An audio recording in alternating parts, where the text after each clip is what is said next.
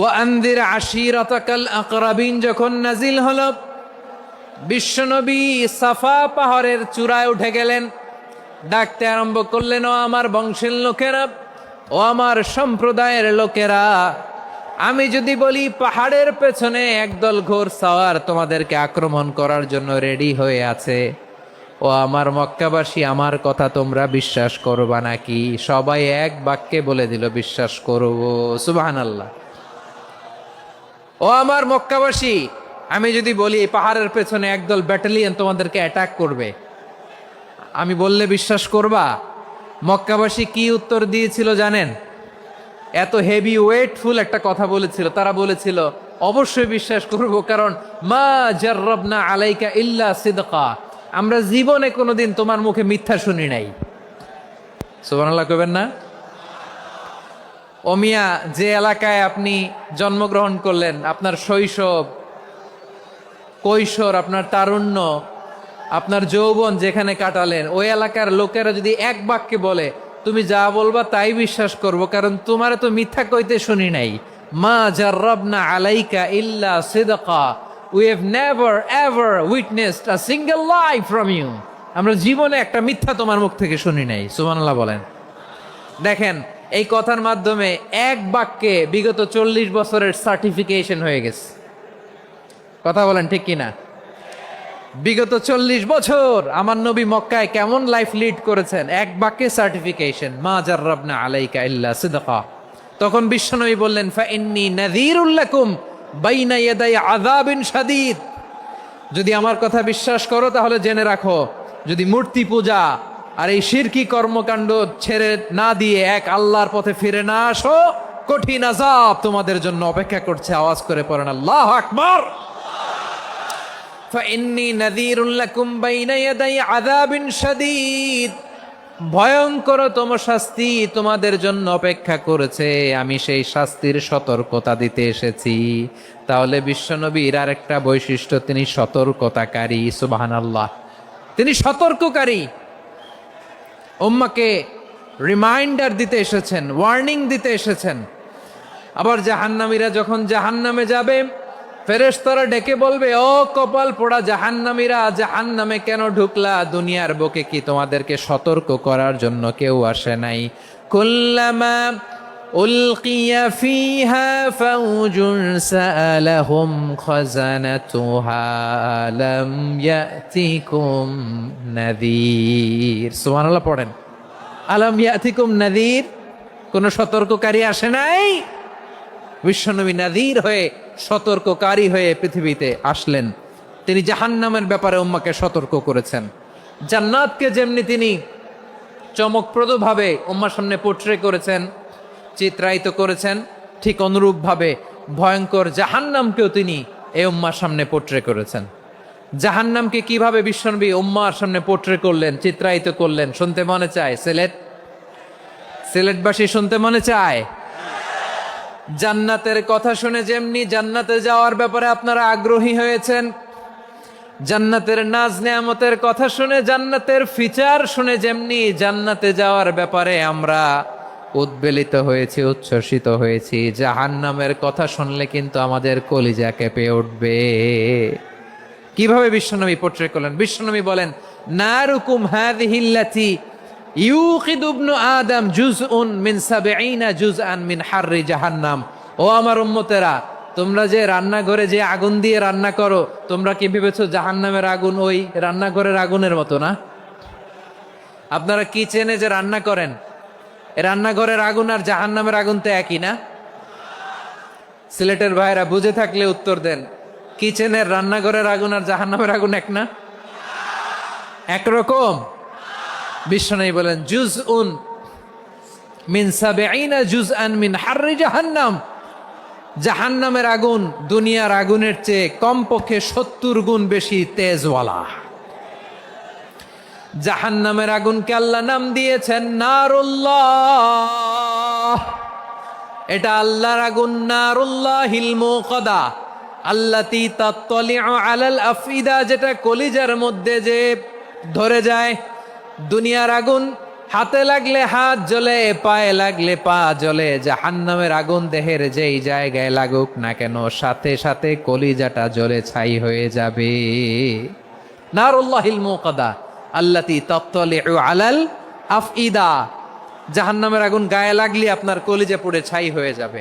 ওই জাহান্নামে আমরা যেতে চাই? আমরা তো সবাই মিলে নাশিদ গাইলাম, জান্নাতে আমরা একা যাব না, সবাই মিলে যাব। ওই জাহান্নাম থেকেও সবাই মিলে বাঁচার দরকার আছে না নাই? কি ভয়ঙ্কর শাস্তির বর্ণনা যে বিশ্বনবী দিয়েছেন, এত বিস্তর আলোচনার সুযোগ আমার নাই। আমি শুধু সবচেয়ে হালকা পাতলা, দ্য লাইট পানিশমেন্ট, সবচেয়ে হালকা শাস্তি কি হবে এটা বলবো। বিশ্বনবী বলেন, ইন্না আহওয়ানা আহলিন নারি আযাবান ইয়াউমাল কিয়ামাতি লা রাজুলুন তুদাউ ফি আখমাসি কদামাইহি জামরাতান ইয়াগলি মিনহুমা দিমাগু। জাহান্নামের সবচেয়ে হালকা আযাব কি হবে শোনো। সবচেয়ে ভারী না হালকা? সবাই বলুন, জাহান্নামের সবচেয়ে কঠিন আযাব না হালকা?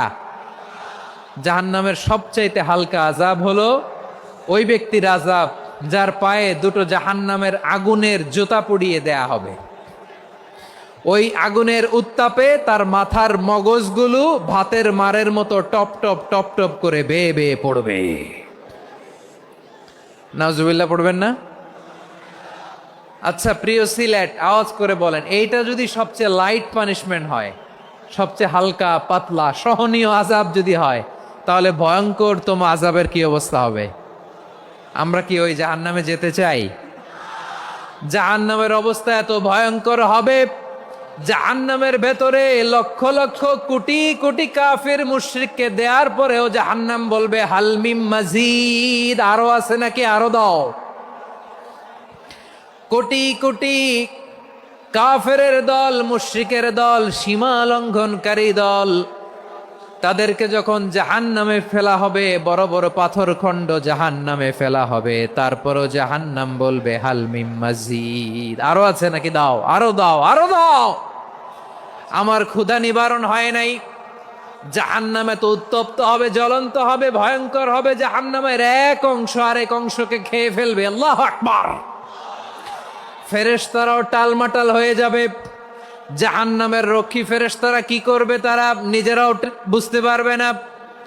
কোটি কোটি মুশরিক কাফেরদেরকে জাহান্নামে নিক্ষেপ করার পরেও জাহান্নাম ঠান্ডা হবে না, শান্ত হবে না, বলবে হাল মিম মাজিদ, আরো আছে নাকি, আরো দাও। তখন আল্লাহ তাআলার কুদরতি পা জাহান্নামের ভেতরে ঢুকিয়ে দিবেন। সুবহানাল্লাহ পড়তে পারলেন না মজা করে? কোনো কিছুতেই যখন জাহান্নামকে শান্ত করা যায় না, আল্লাহ তাআলা তার কুদরতি পা জাহান্নামে ঢুকিয়ে দিবেন। দেওয়ার সাথে সাথে জাহান্নাম থেকে আওয়াজ আসবে, কত কত বিইজ্জাতিকা ওয়া বিকারমিকা, আল্লাহ আপনার ইজ্জতের কসম, যথেষ্ট হয়েছে, এনাফ এনাফ, আর লাগবে না। সুবহানাল্লাহ বলেন। ওই ভয়ঙ্কর জাহান্নামে আমরা যেতে চাই কেউ? আমরা সব সময় ওই জাহান্নাম থেকে আল্লাহর কাছে পানাহা চাই। আওয়াজ করে বলেন ঠিক কিনা? বিশ্বনবী সব সময় আল্লাহর কাছে আল্লাহর জান্নাত চাইতেন, আল্লাহর জাহান্নাম থেকে পানাহা চাইতেন। তিনি বলতেন, আল্লাহুম্মা ইন্না নাসআলুকাল জান্নাতা ওয়া নাউযু বিকা মিনান নার। আল্লাহ তোমার কাছে জান্নাত চাই, তোমার জাহান্নাম থেকে পানাহা চাই। আবার আমরা যখন দোয়া পড়ি, আমরা পড়ি রব্বানা আতিনা ফিদ দুনিয়া হাসানাতাও ওয়া ফিল আখিরাতি হাসানাতাও ওয়া কিনা আযাবান নার। আল্লাহ দুনিয়ার কল্যাণ দাও, আখিরাতের কল্যাণ দাও, জাহান্নামের আগুন থেকে বাঁচিয়ে দাও। পড়ে আমিন।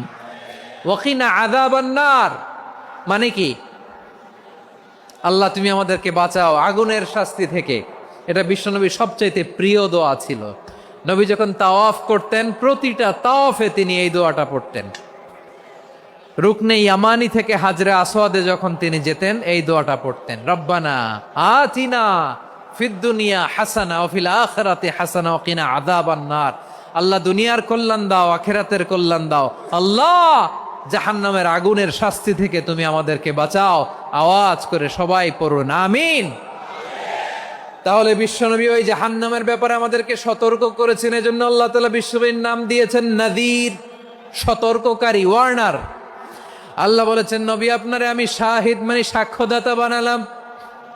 মুবাশশিরান, আপনারে আমি সুসংবাদ দাতা বানালাম, নাযীরা, আপনারে আমি সতর্ককারী বানালাম। 4 নম্বরে ওয়া দাঈয়ান ইলাল্লাহি বিইذনিহি, আপনারে আমি দাঈ ইলাল্লাহ বানালাম। সুবহানাল্লাহ পড়েন।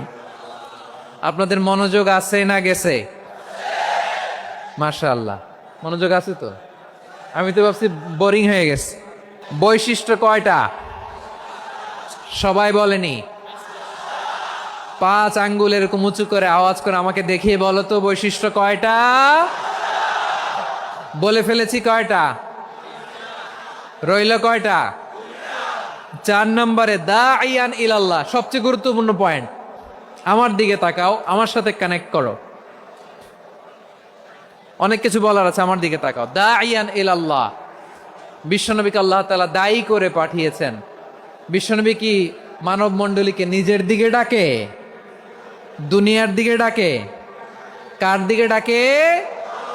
দাঈয়ান ইলাল্লাহ বিইذনি, আল্লাহর আদেশে আমি আপনাকে দায়ী করে পাঠিয়েছি। বিশ্বনবী মানব মণ্ডলীকে আল্লাহ তাআলার দিকে ডাকতেন। আল্লাহ তাআলা বলেন, ومن أحسن قولا ممن دعا إلى الله وعمل صالحا وقال إنني من المسلمين। তার চাইতে ভালো কথা, শ্রেষ্ঠ কথা, কল্যাণকর কথা আর কার হতে পারে যে মানুষকে আল্লাহর দিকে ডাকে, সৎকর্ম করে আর বলে আমি হলাম মুসলমান। সুবহানাল্লাহ বলেন। এবং এই যে দাওয়াতি কাজ বিশ্বনবী করবেন, এটার একটা মেথডোলজি আছে। বিশ্বনবী কিভাবে দাওয়াতি কাজ করবেন উম্মার মাঝে, এটাও আল্লাহ তাআলা দাওয়া মেথডোলজি তিনি শিখিয়ে দিলেন। তিনি বললেন, উদউ ইলা সাবিলি রাব্বিকা বিল হিকমাতি ওয়াল মাউইযাতিল হাসানাতি ওয়াজাদিলহুম বিল্লাতী হিয়া আহসান। নবী হে, আপনি মানুষকে আপনার রবের দিকে ডাকুন প্রজ্ঞার সাথে, বিচক্ষণতার সাথে, সুন্দর কথামালা দিয়ে, উপদেশ দিয়ে। আর যদি আল্লাহর দ্বীন প্রচার করতে যে কারো সাথে তর্ক করতে হয়, সর্বোত্তম পন্থায় সেই তর্ক করেন। পড়েন সুবহানাল্লাহ। দাওয়াত দিতে হবে গ্রাজুয়ালি। তাকিয়েছেন আমার দিকে? তাকিয়েছেন সবাই?